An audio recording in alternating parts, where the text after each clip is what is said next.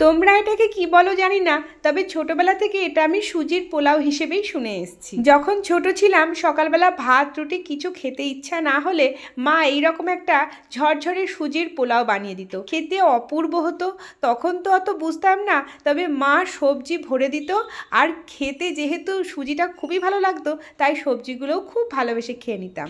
এত ঝরঝরে হতো যে টিফিনে দিলে অনেকক্ষণ পর টিফিন খুললেও একদম ঝরঝরে থাকতো। আর আজকে সকালে ব্রেকফাস্টে আমিও আমার ছেলের জন্য এই রকম একটা সুজির পোলাও বানিয়ে নিয়েছি, একদম ঝালঝাল মিষ্টি মিষ্টি, যেটা খেতে কিন্তু দারুণ হয়েছে। জ্বর হয়েছে বলে সকালবেলা ভাত খেতে চাইছিল না, কিন্তু আমি চেয়েছিলাম যাতে পেটটা অনেকক্ষণ ভরা থাকে, তাই এইরকম একটা সুজির পোলাও বানিয়ে দিয়েছিলাম। প্রথমেই সাদা তেলে বাদামগুলোকে অর্থাৎ চিনে বাদামগুলোকে ভালো করে লাল করে ভেজে তুলে রেখেছি। এবার সর্ষে, শুকনো লঙ্কা আর কারি পাতা ফোড়ন দিয়েছি, একটু লাল লাল করে ভেজে নিয়েছি। কারি পাতাটা আমি একদম শুকিয়ে রেখেছি বলে আমার কারি পাতা ভাজতে একদমই সময় লাগেনি।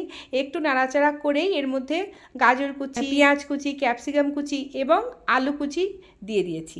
আলুটাকে আলু ভাজার মতো করে কেটেছি, সব লম্বা লম্বা করে কেটে দিয়ে দিয়েছি। এবার সামান্য লবণ দিয়ে ভালো করে নাড়াচাড়া করে ঢেকে রেখেছি 5 মিনিট। তার মধ্যেই কিন্তু সব সবজিগুলো মোটামুটি নরম হয়ে গেছে। এবার আমি সুজির পোলাওটার জন্য মোটা দানার সুজি ব্যবহার করছি, আর এই মোটা দানার সুজি ব্যবহার করলে কিন্তু সুজির পোলাওটা একদম ঝরঝরে হয়।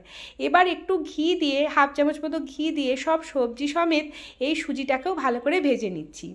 আমি হলুদটা ব্যবহার করিনি, আর এই সুজির পোলাওয়ে যেহেতু মাও হলুদ ব্যবহার করতো না তাই আমিও দিইনি।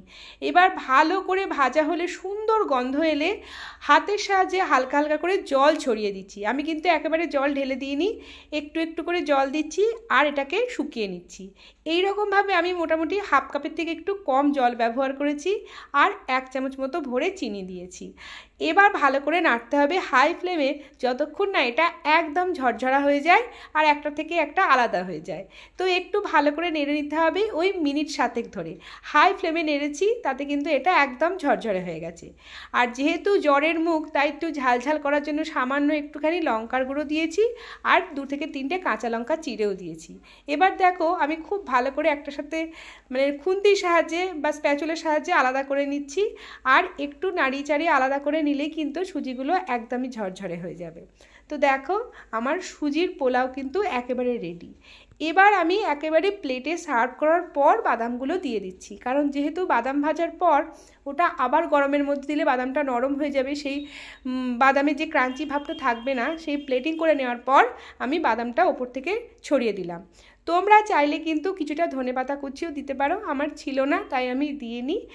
আর ওপর থেকে একটু সস আর ভুজিয়াও দিয়ে এটাকে সার্ভ করতে পারো। তোমরা আজকে সকালবেলা কি দিয়ে ব্রেকফাস্ট করলে কমেন্টে জানিও। আজকের মতো আসি, টাটা।